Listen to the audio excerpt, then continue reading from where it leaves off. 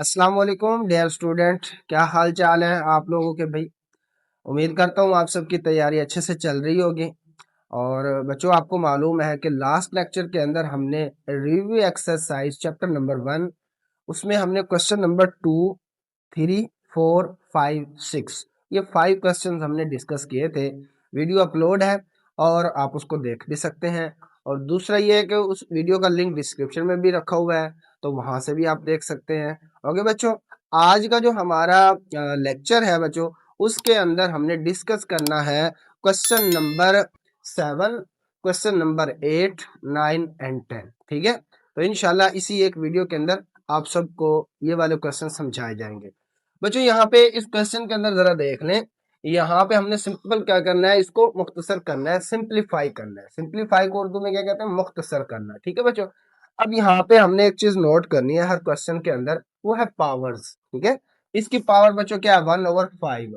तो अंदर क्या है, हर अदद के ऊपर जो पावर है ना, वो 5 पे डिवाइड हो रही है। ठीक है, तो सिंपल आपने क्या करना है, x की पावर 15, ठीक है, और y की पावर 35 अपॉन में क्या है बच्चों, z की पावर 20। ठीक हो गया। अब इस सब के ऊपर एक्सपोनेंशियल फॉर्म बना के आप लिख दे 1/5। ठीक है बच्चों, अब यहाँ पे देखें, पावर को पावर से जरब देते होते हैं, तो यहाँ पे इसको जरब दे दें, 15 मल्टीप्लाई 1/5, वाई की पावर 35 मल्टीप्लाई 1/5। ठीक है, आप इनको अलग अलग मल्टीप्लाई करके लिख दें, और z की पावर 20 मल्टीप्लाई 1/5। इसके अलावा भी बच्चों तरीके हो सकते हैं। आपने ये नहीं समझना कि हमें तो दूसरे जो टीचर्स हैं उन्होंने इस मेथड से करवाया, तो बच्चे इसके अलावा भी इसके मेथड हो सकते हैं। ठीक है, अब मल्टीप्लाई कर दें, 5 3 जार, एक्स की पावर क्या आ जाएगा 3, 5 3 जार 15, और वाई की पावर क्या आ जाएगा 5 7 जार 35, अपोन में क्या बचेगा 5 4 जार ये 20। तो ये क्या है, इसके सिंपलेस्ट फॉर्म है। आई होप सो कि इससे आसान मेथड आपको नहीं मिलेगा। ठीक है बच्चों, अब यहाँ पे देख ले क्वेश्चन नंबर 2 के अंदर, देख ले पार्ट नंबर 2 के अंदर, यहाँ पे देखे 3 की पावर क्या है, 3 आ जाएगा नहीं, ये देखो। ठीक है बच्चों, अब ये 2x उसकी पावर है। अब बड़ी ब्रैकेट लगा दे और इसको ऊपर पावर लिख दे 1/3। क्या लिखेंगे, 1/3 लिख दें। ठीक हो गया बच्चों। अब पावर को क्या कर देंगे, चेंज कर देंगे पावर को, इस पावर को ऊपर इसको नीचे, तो 3 की पावर 2x बच्चों। देखिए बहुत ही आसान स्टेप करने लगा हूं, और ये 3 ऊपर चला जाएगा, पावर रिप्लेस हो जाती है ना बच्चों, फार्मूले आपने पढ़े हुए हैं। ठीक है, रेडिकल वाले और एक्सपोनेंशियल वाले।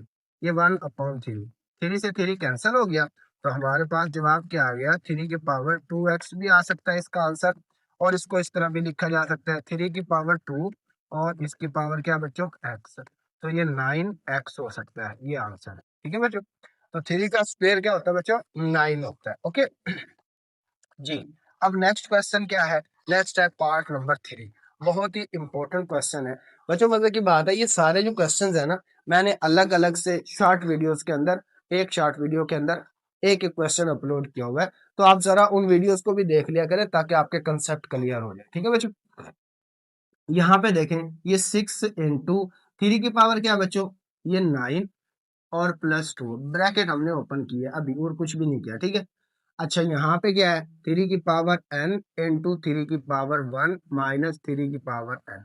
ठीक है, ये 3 की पावर n+1 को इस तरह लिखा जा सकता है। ठीक है, अलग अलग करके।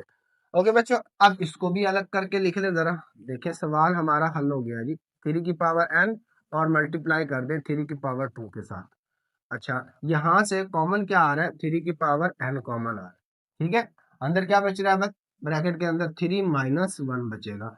अब ये देखें, ये कैंसिल हो गया, यहाँ से कॉमन निकालने की जरूरत नहीं है। ठीक है, अब क्यों जरूरत नहीं है, क्योंकि ये तीनों जो आदाद है ना आपस में जरब हो रहे हैं। यहाँ पे ये वाला 3 और ये वाला 3 आपस में सब्ट्रैक्ट हो रहा है, इसलिए यहाँ से कॉमन निकालना जरूरी है। ठीक है, तो इसलिए इसको इसके साथ हमने काट दिया। अब ये कितना बना बच्चों, ये बन रहा है हमारे पास 3 का स्क्वायर 9, तो 6 इंटू 9 अपॉन में क्या है, अब इसको थोड़ा सा इस तरह कर ले ताकि आपको इशारिया ना महसूस हो। और 3 - 2 किसके बराबर होता है, 3 - 1 किसके बराबर होता है, 2 के। 2 3 जार 6 इंटू 9, तो 9 3 जार 18। लो बच्चों ये आंसर आ गया। ओके, क्वेश्चन नंबर 7 हमारा कंप्लीट हो गया। इन तमाम पार्ट्स के अंदर अगर किसी स्टूडेंट को कोई प्रॉब्लम हो तो जरूर पूछ सकता है। अब हम क्वेश्चन नंबर 8 की तरफ मूव करते हैं। जी बच्चों क्वेश्चन नंबर 8 है, स्टेटमेंट मैंने सामने आपके लिख दी है, जरा इसको आप पढ़ लें। मैं थोड़ा किताब से आपको पढ़ के बता देता हूँ। ये हमारे पास बुक है जी। क्वेश्चन नंबर 8 है, तीन मुसलसल सही आदाद का मजमुआ 51 हो तो आदाद मालूम करें। मतलब आपके पास क्या है, थ्री कंसेक्टिव ऑड नंबर है, ठीक है, three consecutive whole odd number है, ठीक है, मतलब क्या होल नंबर आपके पास इशारिया में नहीं होने चाहिए, ठीक है। तो आप इसको लेट कर ले, लेट करें कैसे भाई, लेट कर ले हमारे पास let three consecutive odd number, ठीक है, सॉरी ऑड नंबर्स। फर्ज करें हमारे पास तीन मुसलसल सही क्या है ताक आदाद कौन से है। एक हम ले लेते हैं जी एक्स, पहला नंबर है, और ये एक्स प्लस टू ये दूसरा नंबर है, और ये एक्स प्लस फोर ये तीसरा सही आदाद है, ठीक है। अब अगर एक्स हमारे पास ताक है तो उसके अंदर अगर एक जमा करेंगे बच्चों तो फिर आ जाएगा जुफ्त तादाद आ जाएगा, ठीक है। लेकिन अगर दो जमा करेंगे तो फिर से ताक आ जाएगा। अब ये अगर फर्ज करें ताक है तो इसके अंदर चार को जमा करेंगे तो फिर ये ताक ही रहेगा, ठीक है, एक नहीं जमा करना, ठीक है। किसी भी ऑड के अंदर ऑड नंबर ऐड करेंगे तो वो क्या आ जाएगा, इवन आ जाएगा, लिहाजा हमने इवन नहीं बनाना। अब हमारे पास कंडीशन क्या है, दी गई शर्त के मुताबिक अकॉर्डिंग टू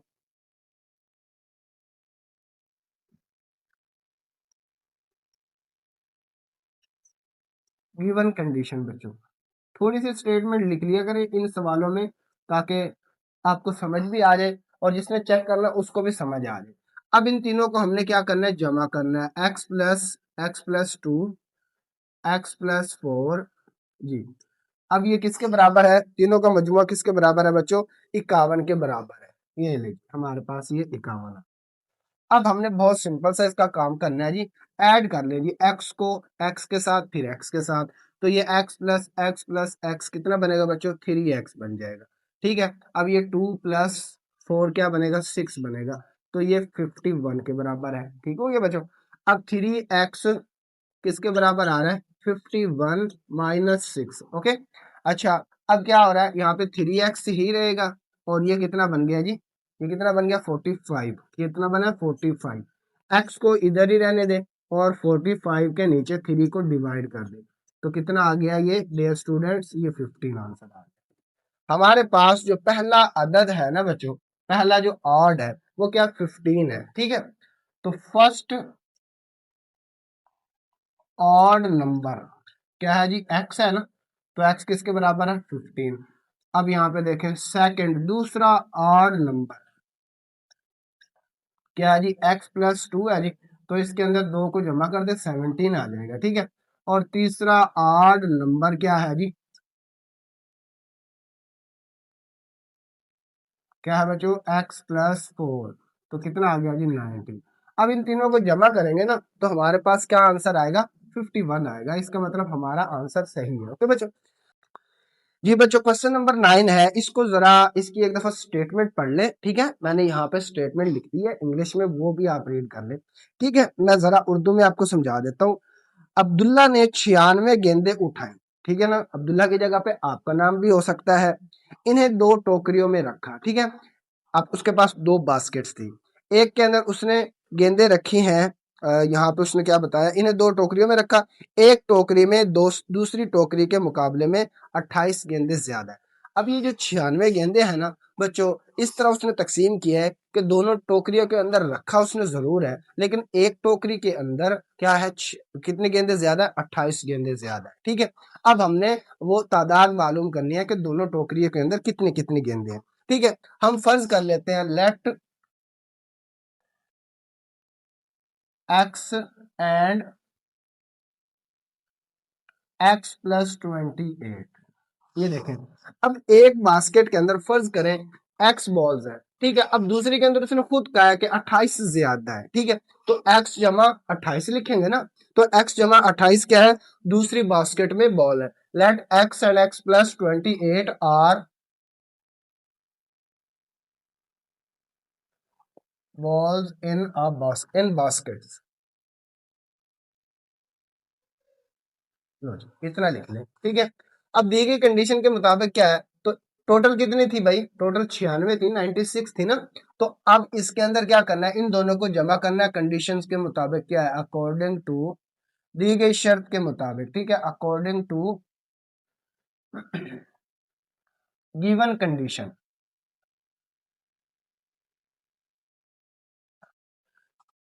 अब बच्चों तरीका यही होता है कि कभी आपको उर्दू में समझा दिया, कभी इंग्लिश में, ताकि किसी भी स्टूडेंट वाले मीडियम वाले स्टूडेंट डिस्टर्ब ना हो, ठीक है।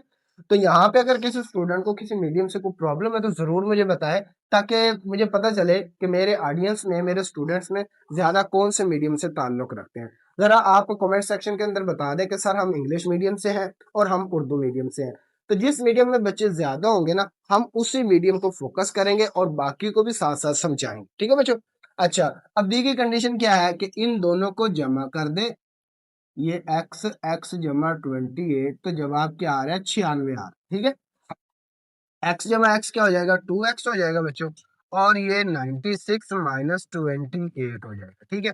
अब ये 2x किसके बराबर आ जाएगा, ये आ जाएगा हमारे पास, कितना आ गया जी, ये यहाँ पे 16 में से 8, 8 बच गए, और यहाँ पे 8 बचे, ये 6, 68 8, ठीक है।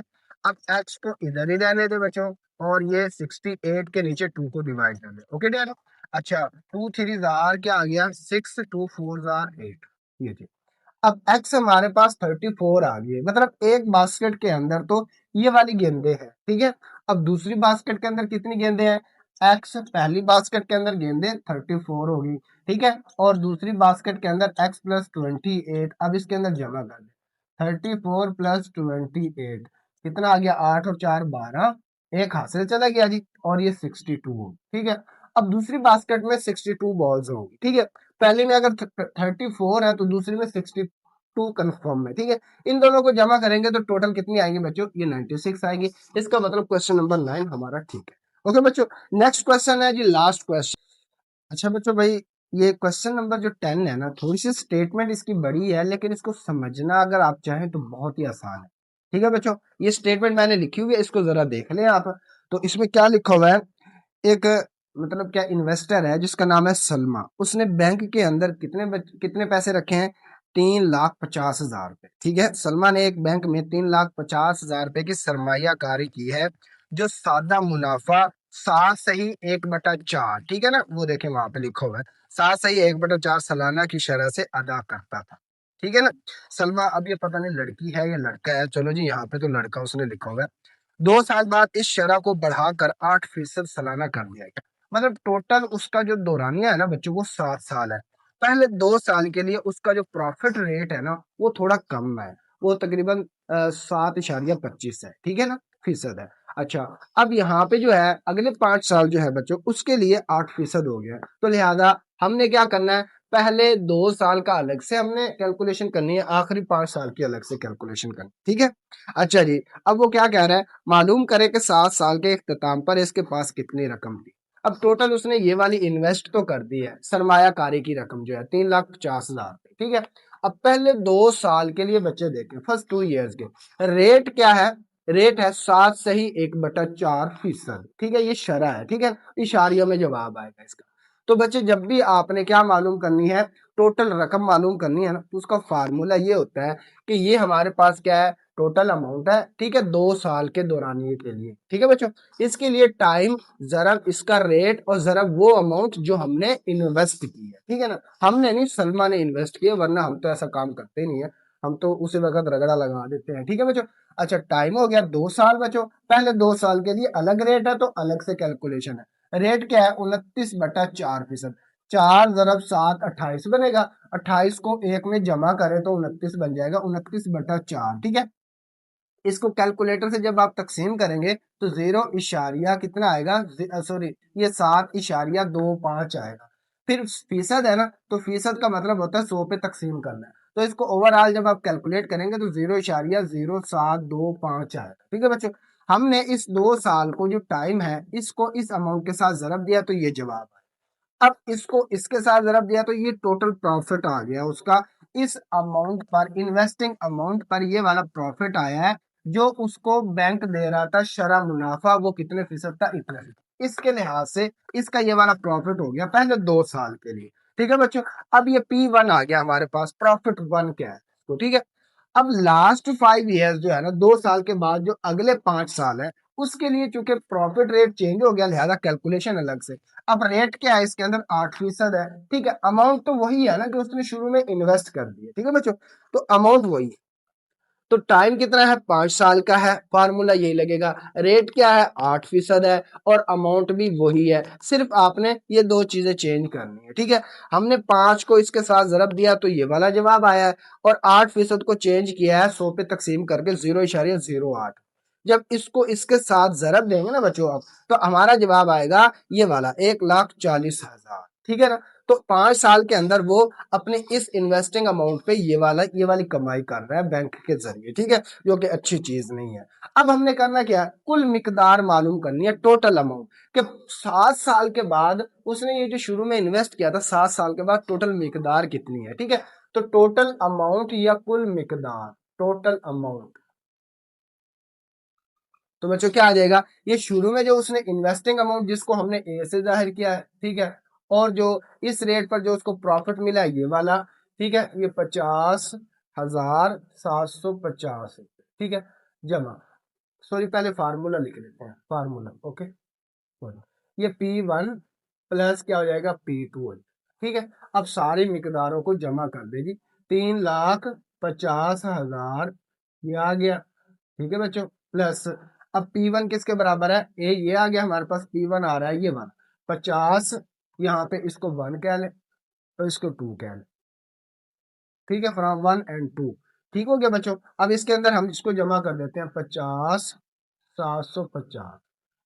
अच्छा, अब तीसरी मिकदार क्या है, ये 1,40,000।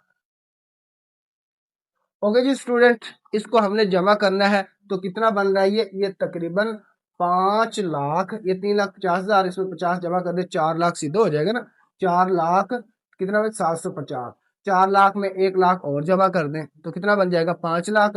अब 5,40,000 कितना बनेगा, ये 50,000 था, 750। चलिए हम इसका आंसर देख लेते हैं, ताकि मेरे पास कैलकुलेटर नहीं है बच्चों, तो हम इसका आंसर देख लेते हैं। ये कौन सा है जी, जी आखिरी सवाल है जी, आखिरी सवाल जी। यहाँ पे देखें, रिव्यू एक्सरसाइज, इसका जवाब जरा हम देख लेते हैं जी। ओके जी, ये 5,40,750 है, 5,40,750 लो जी, ये टोटल उसके पास अमाउंट आई है जी। कुल मिकदार भी इसको लिख सकते हैं, टोटल अमाउंट भी लिख सकते हैं। ठीक है बच्चों, तो ये वाले हमारे थे क्वेश्चन नंबर 7, 8 और 9। ठीक है, और 10। ओके बच्चों, उम्मीद करता हूँ आपको ये तमाम सवाल समझ आए होंगे। अगर आपको ये अच्छे से समझ आ गए तो यूट्यूब चैनल को सपोर्ट करने के लिए उसको सब्सक्राइब कर लें और बेल आइकन को प्रेस कर दिया करें, ताकि जैसे वीडियो अपलोड हो आप तक पहुंच जाए। ओके बच्चों, नेक्स्ट हम जो स्टार्ट करेंगे चैप्टर नंबर 2 है लोगारिथम वाला। ओके बच्चों, इसके हम बहुत ही अच्छे से चीजें देखेंगे, क्योंकि ये बहुत ही आसान चैप्टर है, लेकिन अगर आप स्टेप बाय स्टेप चलेंगे ना तो ये चैप्टर बहुत अच्छे से समझ आने वाला है। ओके बच्चों, अब यहाँ पे जो हमने सवाल किया ना 2.1 से लेकर 2.3 तक और उसकी रिव्यू तक, तो सारे लेक्चर जो है ना, वीडियोस जो है ना वो अपलोड हो चुकी हैं। ठीक है, तो इस वीडियो के जो डिस्क्रिप्शन में मैंने लिंक डाला है ना, इससे पिछले सवालों वाला डाला है, जिसमें क्वेश्चन नंबर 2 से लेकर क्वेश्चन नंबर हमने 6 तक किए थे। ठीक है बच्चों, तो आप पूरे मतलब मेरे यूट्यूब चैनल को विजिट कर ले, तो वहां पे आपको प्लेलिस्ट भी मिल जाएगी चैप्टर 1 की अलग से। ठीक है, और इसके अलावा अलग अलग वीडियोस भी मिल जाएंगे, तो आप वो भी देख सकते हैं। ये आपकी मर्जी है, जो चीज आपको नहीं आती वही वीडियो प्ले करें और उसमें से